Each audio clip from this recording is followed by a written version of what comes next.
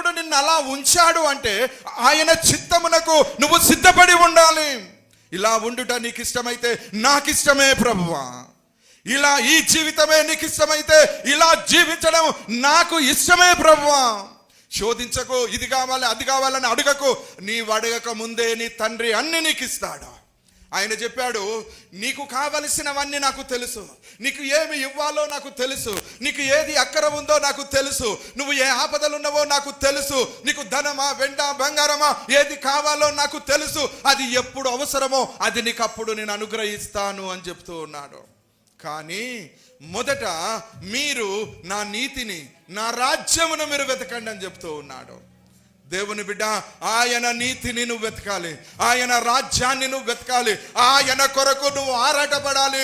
దేవుని చిత్తము నెరవేర్పుకు నువ్వు సిద్ధంగా ఉండాలి, దేవుని చిత్తాన్ని భరించడానికి సిద్ధముగా ఉండాలి, దేవుని ఆలోచనలు